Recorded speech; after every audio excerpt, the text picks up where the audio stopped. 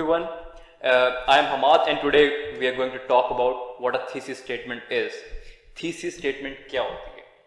Thesis statement basically आपके ऐसे की डायरेक्शन, ये आपके ऐसे का फुलक्रम भी है, ये आपका क्रक्स भी है पूरे ऐसे का, ये आपका पॉइंट ऑफ रेफरेंस है जिधर से आपने डायरेक्शन लेनी है कि आप अपने ऐसे में बात क्या करेंगे. बेसिकली ये आपका स्टांस है कि आप जा किस तरफ रहे हैं. अगर कोई आपसे पूछे कि आप कहां जा रहे हैं, आपका घर किस तरफ है, तो आप कुछ डायरेक्शन देंगे कि मेरा घर इस तरफ है या मेरा घर इस तरफ है. तो बेसिकली ऐसे में भी अगर आपसे पूछे कि आपका ऐसे किस बारे में है, तो जो आप उसको जवाब देंगे कि मेरा ऐसे इस बारे में है या इस बारे में, तो वो बेसिकली आपका थीसिस स्टेटमेंट है. आसान अल्फाज में बात यही है कि एक ऐसी स्टेटमेंट, एक ऐसी लाइन जो कि ये शो करेगी कि आप मौकफ क्या इख्तियार कर रहे हैं, आपका पॉइंट ऑफ रेफरेंस क्या है. अगर आपसे क्वेश्चन पूछा गया है तो उस पर एक से ज्यादा आंसर बन सकते हैं, आपका उसमें आंसर क्या है, आप कहना क्या चाहते हैं. अगर एक क्वेश्चन पूछा गया किसी से तो ऑब्वियसली उस पर ऐसा होगा कि किसी का उस पर एक तरह का मौकफ होगा, किसी का उस पर दूसरी तरह का मौकफ होगा. अगर मैं आपसे पूछूं कि क्या आप ये समझते हैं कि सीपेक के होते हुए चाइना पाकिस्तान को ओवरटेक कर लेगा, क्या चाइना पाकिस्तान को एक उसी तरह जिस तरह ईस्ट इंडिया कंपनी थी उस तरह ओवरटेक कर लेगा. अब इस पे कुछ लोग कहेंगे कि कर लेगा और कुछ लोग कहेंगे कि नहीं ऐसा नहीं, चाइना हमारा दोस्त है. तो डिफरेंट मौकफ है इस पे. तो यही बात है इस पे एग्जामिनर को ये बताने के लिए कि मेरा ऐसे किस बारे में है और इसमें मैं बात किस तरह से करूंगा, मैं कहना क्या चाहता हूं. हम एक लाइन लिखते हैं जिसे हम थीसिस स्टेटमेंट कहते हैं. तो वो बेसिकली लाइन जो आपका शो कर देती है कि आप जाना किस तरफ चाहते हैं और एग्जामिनर के लिए आसानी हो जाती है. और हमारा बेसिकली एम यही है कि एग्जामिनर के लिए मैक्सिमम आसानी करें हम. अगर एग्जामिनर के लिए आसानी करेंगे तो एग्जामिनर खुश होगा, एग्जामिनर खुश होगा तो उसका मूड अच्छा होगा, मूड अच्छा होगा तो वो हमें नंबर ज्यादा देगा. तो बेसिकली बात यही है कि हमने सबसे पहले ये जान लिया कि थीसिस स्टेटमेंट है क्या चीज. अब थीसिस स्टेटमेंट आप ठीक लिखेंगे तो आपका ऐसे पास हो जाएगा, और अगर आप गलत लिखेंगे तो आपका ऐसे गलत हो जाएगा. ऐसा नहीं हो सकता कि आप थीसिस स्टेटमेंट गलत लिख दें और आप ऐसे सारा ठीक लिख दें. हो सकता है उसने सिर्फ पढ़नी ही थीसिस स्टेटमेंट एग्जामिनर ने, आप थीसिस स्टेटमेंट को आप गलत लिख देते हैं तो आप फिर ऑब्वियसली आपने उसको जो प्रूव करने के लिए आर्ग्यूमेंट देने हैं सारे, अपने जो लॉजिक देने हैं, जो आपने एविडेंस देना है, वो भी सब कुछ गलत हो जाएगा. तो आपने जो अपना थीसिस स्टेटमेंट बनाना है, जब टॉपिक आपके सामने आएगा, ये क्वेश्चन आपके सामने आएगा, जिस तरह कभी ऐसे का टॉपिक आ जाता है, आप उसको देख के एक मौकफ इख्तियार करेंगे. और वो मौकफ आपका इस तरह का होना चाहिए जो आप वाकई कन्विंस्ड हैं, जिसके पास आपके पास डाटा है जिस बारे में, ताकि फिर आप वो मौकफ इख्तियार कर सकें और फिर आप उस डायरेक्शन पे थीसिस स्टेटमेंट बनाएं और फिर एक अच्छी थीसिस स्टेटमेंट बनाएं ताकि एग्जामिनर आपको पास करने के चांसेस बढ़ते जाएं. तो थीसिस स्टेटमेंट का ठीक होना बहुत जरूरी है. अगर आप ये समझते हैं कि थीसिस स्टेटमेंट पर मेहनत ना करके भी आप ऐसे ठीक कर लेंगे तो ये गलत बात है. सबसे पहले हमने थीसिस स्टेटमेंट से ही स्टार्ट करना है. जब टॉपिक देखते हैं तो आप ब्रेनस्टॉर्म करते हैं किस चीज के ऊपर, अपने थीसिस स्टेटमेंट के ऊपर ब्रेनस्टॉर्म करते हैं. अगर आप ब्रेनस्टॉर्मिंग किसी गलत थीसिस स्टेटमेंट पे करेंगे तो आपको एविडेंस भी सारे गलत आएंगे. तो बेसिकली थीसिस स्टेटमेंट हमने जान लिया कि होती क्या है, क्यों जरूरी है, और अब हमने ये जानना है कि थीसिस स्टेटमेंट बनती किस तरह से. थीसिस स्टेटमेंट के कोई पेट रूल नहीं है कि मैं आपको बता दूं कि ये इस तरह से है, आप ये इस तरह कर लेंगे तो ये थीसिस स्टेटमेंट एक बन जाएगी. क्योंकि हर बंदे का उस पर डिफरेंट, मुझे ये भी नहीं पता और आपको भी ये नहीं पता कि टॉपिक क्या आएगा पेपर में, और हमें नहीं पता. तो हमने एक पैटर्न सीख लेना है कि थीसिस स्टेटमेंट में चीजें क्या क्या जरूरी होनी चाहिए. उसके बाद आपके अपने ऊपर है, ये एक ओपन कैनवस है जिसपे आप प्ले कर सकते हैं. आप एक से ज्यादा तरह से थीसिस स्टेटमेंट बना सकते हैं, हर बंदे की डिफरेंट होगी. किसी भी दो लोगों की थीसिस स्टेटमेंट ठीक एक जैसी हो ही नहीं सकती. अगर तो एक ही थीसिस स्टेटमेंट ठीक हो फिर तो ऐसे में बंदा एक ही पास करना चाहिए, लेकिन या तो 300 से ज्यादा लोग पास कर जाते हैं. तो हर बंदे के डिफरेंट स्टाइल्स होते हैं लिखने के. तो एक सेफ जो अप्रोच है, जो उसके बेसिक एलिमेंट्स हैं जो एक थीसिस स्टेटमेंट में होने चाहिए, उसमें यह है कि आपका थीसिस आइडियली एक सेंटेंस का होना चाहिए, उसमें एक से ज्यादा जुमला नहीं होना चाहिए. आपका अगर बहुत कोई अशद जरूरत पड़ जाए तो आप 2 जुमले का बना सकते हैं, लेकिन आइडियली स्पीकिंग आपके थीसिस में सिर्फ एक जुमला होना चाहिए. और वो जुमला कैसा होना चाहिए, वो जुमला आपकी बाकी की राइटिंग से स्टैंड आउट करना चाहिए, वो क्रिस्प होना चाहिए कि जब आप उसको लेंगे तो आपको पता चल जाएगा कि यार, आपको पढ़ेंगे कि यार ये बात है जो ये बंदा इस ऐसे में करना चाह रहा है, वो बात गलत हो ही नहीं सकती. फिर ब्रॉड मैंने क्यों लिखा है? ब्रॉड क्यों जरूरी है थीसिस स्टेटमेंट का? क्योंकि एफपीएससी ने हमें कहा है कि हमने 2500 अल्फाज के एक ऐसे लिखने हैं और हमने इस पे कंसेंसस किया कि हमने कम से कम 2000 से ऊपर जाना ही जाना है। अब 3 घंटे में अपने 2000 से ऊपर जाना है, पर अगर आप थीसिस स्टेटमेंट इस तरह का क्लोज एंडेड किस्म का लिखते हैं कि जिसपे ज्यादा बड़ी बात ना की जा सके, तो आपके पास उसके अल्फाज पूरे करना बहुत मुश्किल हो जाएगा। ब्रॉड करने का ये मतलब है कि हम इस तरह से बात करेंगे कि जिसमें both sides of the coin हमें पता चलेंगे, हमें दोनों साइड्स का मौकफ पता चलेगा कि यार ये इस पे एक ये ओपिनियन है और इस पे एक ये ओपिनियन है, लेकिन मैं ये समझता हूं कि ये मेरा ओपिनियन है। तो हम दोनों चीजें दिखाएंगे और फिर एक चीज को प्रूव करेंगे। तो इसलिए हमने एक ब्रॉड सा थीसिस स्टेटमेंट बनाना है, जो कि मैं आगे जाके आपको एग्जांपल भी बताऊंगा कि किस तरह से बनाया जा सकता है। तो थीसिस स्टेटमेंट लिखने की अप्रोचेस, डिफरेंट अप्रोचेस हैं। हम उन एलिमेंट्स की मदद से हम काफी सारे डिफरेंट अप्रोचेस के थ्रू हम अपनी थीसिस स्टेटमेंट बना सकते हैं। उसमें एक तो ये है टॉपिक, अब क्योंकि हमें पता नहीं कि क्या टॉपिक पेपर में आने वाला है, वहां पे 10 टॉपिक्स होते हैं, उनमें से आपने एक पे ऐसे करना होता है, तो डिफरेंट टॉपिक्स होंगे। कोई शायद पॉलिटिकल इशू हो, सोशल इशू हो, इकोनॉमिक इशू हो, डोमेस्टिक इशू हो, हमें नहीं पता। तो किसी भी तरह का हो सकता है। तो उसमें शायद कोई ऐसा टॉपिक हो कि जिसमें हम कॉज इफेक्ट रिलेशनशिप के ऊपर एक थीसिस स्टेटमेंट बना सकते हैं। हम ये बता दें कि ड्यू टू दिस कॉज ये इसका इफेक्ट हो जाते हैं। ठीक है, थीसिस स्टेटमेंट ये बात हो सकती है जो कि आप शो कर दें कि आप ऐसे में क्या बात करेंगे, आप कॉजेज की बात करेंगे और इफेक्ट्स की बात करेंगे। फिर थीसिस स्टेटमेंट और किस तरह की हो सकती है? थीसिस स्टेटमेंट और प्रॉब्लम और सोल्यूशन की हो सकती है कि yes we are facing these problems but there are solutions to it as well. तो बिल्कुल प्रॉब्लम और सोल्यूशन की भी बन सकती है। फिर डायरेक्ट और क्लोज एंडेड भी बन सकती है। फॉर एग्जाम्पल कोई ऐसा टॉपिक आ जाता है कि जिसपे आपके पास बहुत ज्यादा डेटा है, आप वेरी वेल रेड, आप उस बारे में बहुत वेल रेड हैं और आपके पास, आपको लगता है कि आप उसके 2500 अल्फाज पूरे कर सकते हैं, तो आपकी ब्रॉड थीसिस स्टेटमेंट बनाने की जरूरत नहीं है। आप अपने पॉइंट की ही बात करें सिर्फ और उसके ऊपर अपने अल्फाज पूरे कर दें, तो आप डायरेक्ट और क्लोज एंडेड भी बना सकते हैं, बिल्कुल बन सकती है। फिर एक और है जो सबसे प्रेफर की जाती है, वो ये कि आप ओपन और ब्रॉड कैनवस। ब्रॉड कैनवस का यही मतलब है जो मैंने अभी आपको पहले भी बताया है कि आप एक ऐसी थीसिस स्टेटमेंट बनाएं जिधर आपको तस्वीर के दो पहलू मिले, two sides of a coin आपको मिले। आप दोनों साइड का बता दें कि इस पे दो ओपिनियंस हैं, ये 2 से ज्यादा ओपिनियन है, इस पे कुछ लोग ये कहते हैं, कुछ ये कहते हैं, कुछ ये कहते हैं, मैं ये समझता हूं और मैं ये इस वजह से समझता हूं, इसीलिए मेरी बात ठीक है। तो और ऐसे का तो मतलब ही ये कि हमने एक ऐसा आर्गुमेंट देना है जिससे हम अपना टॉपिक को प्रूव कर दें, हम जो हमने मौकफ लिया हम उसको प्रूव कर दें। ऐसे का तो मतलब ही ये है। तो जितना आप ब्रॉड देंगे, आप सारी साइड उसमें बताएं कि ये हैं सारे, लेकिन मेरा एविडेंस ये है और मैं ये इसलिए समझता हूं, इसीलिए मेरी बात ठीक है। तो ये डिफरेंट अप्रोचेस हैं आपके पास थीसिस स्टेटमेंट लिखने के। फिर हमने कुछ sample outlines, sample thesis statements बनाई हैं। उसमें एक टॉपिक, फॉर एग्जांपल 2016 के पेपर में एक टॉपिक आया कि future of democracy in Pakistan. अब होता क्या है कि 2015 और 2015 से पहले हमें बहुत सिंपल किस्म के टॉपिक्स आते थे। उसमें हमें पता होता था कि हमें एक टॉपिक आएगा और शायद एक क्वेश्चन ना आए। लेकिन 2015 के बाद एफपीएससी ने सिलेबस चेंज कर दिया, उन्होंने पैटर्न चेंज कर दिए और 2016 के बाद ऐसे बहुत डिफरेंट तरह के आने लग गए। बड़ी एनालिटिकल अप्रोच चेक होने लग गई, आपकी टेक्निकल एबिलिटी ऐसे के अंदर चेक होने लग गई, आपको ये देखा जाने लगे कि आपकी आर्टिकुलेशन कैसी है। तो टॉपिक बड़े चेंज हो चुके हैं इस वक्त। और आप अगर 2015 या उससे पहले का कोई पेपर होता, उसमें शायद आपको ऐसे आ जाता कि डेमोक्रेसी पे। अब डेमोक्रेसी एक टॉपिक है जिसमें आप जो मर्जी लिख सकते हैं, लेकिन 2016 और ऑनवर्ड उसके बाद अभी ट्रेंड चेंज हो गया। आपको एक स्टेटमेंट दी जाती है, या आप उसके हक में होते हैं या आप उसके अगेंस्ट होते हैं, either you are for it और यू आर अगेंस्ट इट। तो आपने एक स्टांस लेना होता है। तो 2016 के पेपर से एक टॉपिक लिया गया है जिसका टॉपिक है future of democracy in Pakistan. अब बेसिकली ये क्वेश्चन के आंसर डिफरेंट तरह के हो सकते हैं।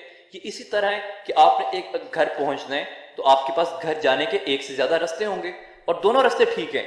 ये नहीं कह सकते कि वो रास्ता गलत है और ये रास्ता ठीक है। शायद एक रास्ता थोड़ा सा लंबा हो दूसरे से, लेकिन दोनों रास्ते घर ही पहुंचा रहे हैं। इसी तरह एक ऐसा क्वेश्चन जिसके आपको एक से ज्यादा आंसर मिल सकते हैं, तो बिल्कुल मिल सकते हैं। आप यहां से भी उसको, आप अगर जो भी आप बात करेंगे, आप ये समझते हैं कि मेरा ये आर्गुमेंट है, वो भी ठीक हो सकता है, और आप समझते हैं कि नहीं मेरा ये आर्गुमेंट है, वो भी ठीक हो सकता है। आइदर या आप समझेंगे कि future of democracy in Pakistan is bright, कुछ लोग ये समझेंगे कि समझते हैं कि अब डेमोक्रेसी फ्लरिश करेगी, वो भी ठीक है अगर उस बात को प्रूव कर देते हैं। कुछ लोग ये समझेंगे कि नहीं, future of democracy in Pakistan is bleak, तो वो अगर इस बात को प्रूव कर देते हैं विद एविडेंस तो वो भी बिल्कुल ठीक बात है।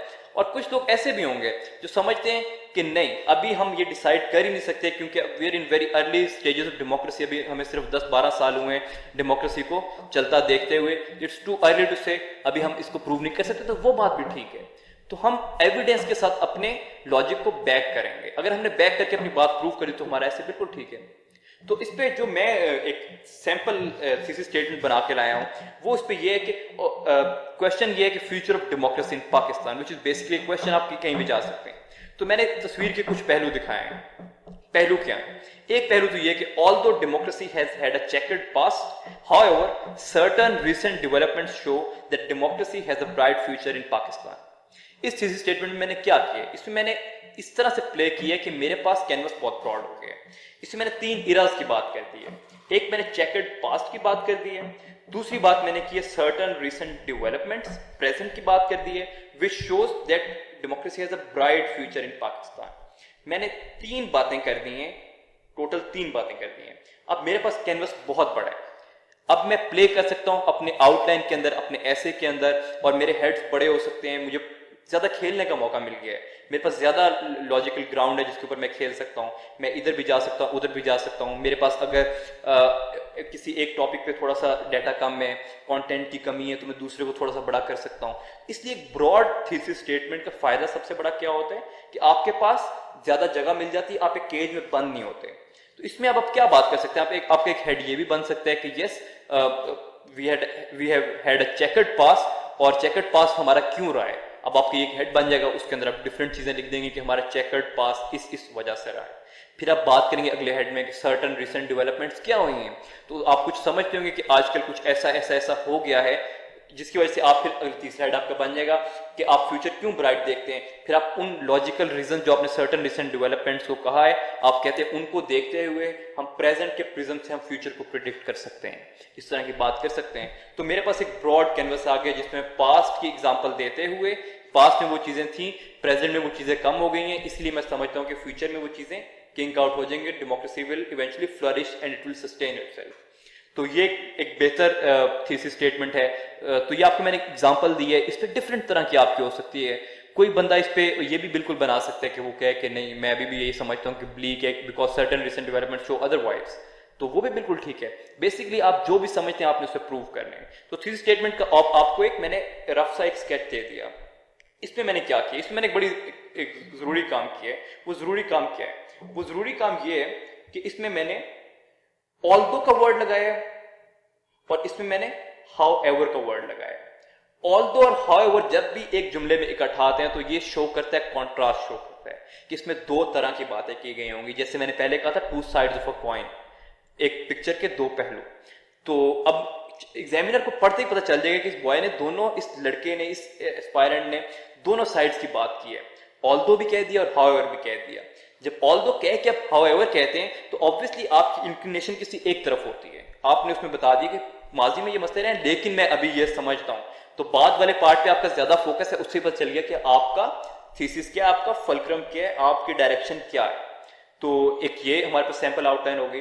फिर एक और सैंपल आउटलाइन 2017 के पेपर में, climate change is a myth, ये एक क्वेश्चन है बिल्कुल। अब अगर ये कोई पास्ट का पेपर होता तो 2015 से पहले का कोई अगर पेपर होता तो उसमें क्या होता, किस तरह से आता? उसमें शायद सिर्फ आ जाता क्लाइमेट चेंज या फिर सिर्फ टॉपिक आ जाता ग्लोबल वार्मिंग।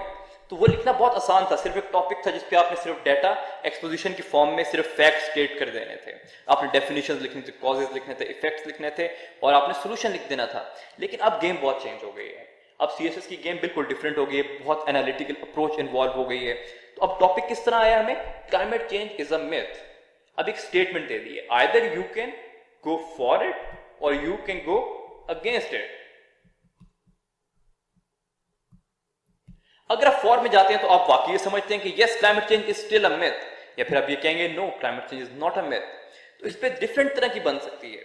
या फिर आप इंडिसाइसिव भी हो सकते हैं, आप कहते हैं कि इट्स टू अर्ली टू से, अभी हम प्रिडिक्ट कर ही नहीं सकते, हमारे पास जो साइंटिफिक एविडेंस अभी तक पूरा आया ही नहीं है। तो आपके अपने ऊपर जो आप समझते हैं, क्योंकि जो आप समझते हैं उस पर आप बेहतर लिख भी सकते हैं। तो मैंने एक सैंपल इस पे थीसिस स्टेटमेंट बनाई है, वो मैंने किस तरह से बना ली है कि although there are still some elements who don't believe in climate change. However, scientific evidence has proved that climate change is not a myth anymore. इसमें मैंने क्या बात की है? इसमें मैंने वही काम किए कि मैंने although से स्टार्ट किए, दरमियान में मैं however लेके गया हूं। तो इसमें मैंने तस्वीर पहले एग्जामिनर को बता दिया कि मैं इसमें दो पहलू दिखाऊंगा, मैं साइड्स की दो कॉइन की दोनों साइड्स दिखाऊंगा। दोनों साइड्स अब मैंने कौन सी दिखाई हैं? एक साइड मैंने ये दिखा दी है कि ऑल्दो आजकल के दौर में भी कुछ ऐसे लोग हैं, फॉर एग्जांपल ट्रंप है, यूएस में कुछ सर्टेन एलिमेंट्स हैं, कुछ साइंटिस्ट भी हैं अभी जो क्लाइमेट चेंज बिलीव ही नहीं करते, वो कहते हैं कि इट्स अ नेचुरल फिनोमेना।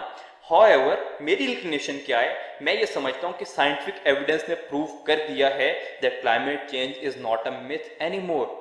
अब अगर इस पे आप सिर्फ यही थीसिस स्टेटमेंट बनाते हैं कि climate change is not a myth anymore, तो आपके पास सिर्फ एक कैनवस होता जिस पे आप प्ले कर सकते थे, आप सिर्फ एक डायरेक्शन में जा सकते थे और आपने सिर्फ इस बात को प्रूव करना था climate change is not a myth anymore. और इवेंचुअली आप इस टॉपिक पे अगर वेल-रेड नहीं है तो आपके पास 2500 वर्ड्स को पूरा करना बहुत मुश्किल हो जाता। इसीलिए मैंने एक ऐसी थीसिस स्टेटमेंट बनाई है जिसमें मेरे पास कैनवस बहुत ब्रॉड आ गया है, मैंने दोनों साइड इसको दिखा दी हैं, दोनों साइड दिखाई हैं। तो अब मेरे पास बिल्कुल कैनवस बड़ा हो गया है। मैं इसमें बात करूंगा उन एलिमेंट्स के जो बिलीव करते हैं कि climate change is still a myth, वो क्यों ये बिलीव करते हैं, उनकी मैं फैक्ट स्टेट करता जाऊंगा। फिर मैं बात करूंगा कि अभी जो मैं बिलीव करता हूं तो मैं क्यों बिलीव करता हूं, मैं साइंटिफिक एविडेंस का जिक्र करूंगा, मैं उस कॉज इफेक्ट रिलेशन की बात करूंगा कि ये कॉजेज जो हैं ये इफेक्ट लेके आ रहे हैं और इनको साइंस ने इस तरह प्रूव किया over the years. For example 2016 was the hottest year in the history of Mankind. तो इस तरह की मैं बातें करूंगा और मैं प्रूव कर दूंगा कि climate change is not a myth anymore. और इवेंचुअली फिर इसके अंदर जाके मैं सॉल्यूशंस की भी एक हेड बना के सॉल्यूशंस की भी बात करूंगा। तो I have a broad canvas जिसके ऊपर मैं बात कर सकता हूं, मैं एक केज में बंद नहीं हुआ। तो ये एक हमारे पास सैंपल थीसिस स्टेटमेंट हो गई। फिर मेरे पास एक और टॉपिक है, for example terrorism a self inflicted injury. इस पे थीसिस स्टेटमेंट मैंने जो बनाई है वही मैंने यही काम किया, मैंने ऑल्दो से स्टार्ट किए और दरमियान में हाउएवर लेके आया हूँ। इसको लिखने का फायदा ये है कि मुझे अपनी दोनों साइड्स नजर आ रही हैं, मैं दोनों तरफ प्ले कर सकता हूं। टॉपिक क्या है? Terrorism a self inflicted injury question mark. Question आपके पास है, क्या आप ये समझते हैं कि हमने अपने पांव पे खुद कुल्हाड़ी मारी है या फिर हमारे पे इंपोज की गई है? अब टेररिज्म, इसमें पाकिस्तान का जिक्र कहीं पे नहीं है, ठीक है। तो अब आपने क्योंकि सीएसएस एग्जाम में बैठ रहे हो, सीएसएस पाकिस्तान का सबसे बड़ा एग्जाम है और पाकिस्तान टेररिज्म का बहुत बड़ा विक्टिम भी रहा है, ऑब्वियसली अगर मैं एग्जामिनर तो मैं एक्सपेक्ट करूंगा कि आपने इसमें पाकिस्तान के हवाले से बहुत बात की होगी, मेजर चंक आपका ऐसे का पाकिस्तान के इर्द गिर्द रिवॉल्व कर रहा होगा। इसीलिए मैंने इस टॉपिक को पाकिस्तान सेंट्रिक थीसिस स्टेटमेंट बनाई है और मैं इस तरह से थीसिस स्टेटमेंट बनाता हूं कि although internal factors have been involved, however terrorism has prevailed largely due to the involvement of external factors. अब मैंने इसमें क्या किया है, मैंने फिर तस्वीर के दोनों पहलू दिखा दिए। मैं कहता हूं कि यस, हमारी अपनी भी मिस्टेक्स थी, हमारी अपनी गलतियों की वजह से टेररिज्म पाकिस्तान में बढ़ता गया। हाउएवर कुछ सर्टेन एक्सटर्नल एलिमेंट्स इसमें इन्वॉल्व रहे हैं। एक्सटर्नल एलिमेंट्स की मैंने एलिमेंट्स कह दिया, मैंने सिर्फ एक नाम नहीं लिया, मैंने यूएस का नाम नहीं लिया, मैंने इंडिया का नाम नहीं लिया, मैंने किसी नॉन मिलिटेंट ऑर्गेनाइजेशन का मैंने नाम नहीं लिया, किसी मिलिटेंट आउटफिट का नाम नहीं लिया, मैंने सर्टेन एलिमेंट्स कह दिया, एक्सटर्नल एलिमेंट्स। उसमें मेरा कैनवस बहुत बड़ा हो गया, मैं यूएस पे भी डाल सकता हूँ, मैं मोसाद पे भी डाल सकता हूँ, मैं रॉ पे भी डाल सकता हूँ, मैं और एलिमेंट्स पे डाल सकता हूँ, शिया सुन्नी वॉरफेयर पे डाल सकता हूँ। तो अब मेरे पास कैनवस बहुत ब्रॉड हो गया है। ऑल्दो और हाउएवर को यूज करने का बेसिक रीजन ही ये है ताकि आपको तस्वीर के दोनों पहलू दिखा सकें और आप एक वाइड कैनवस के ऊपर बड़ी बात कर सकें।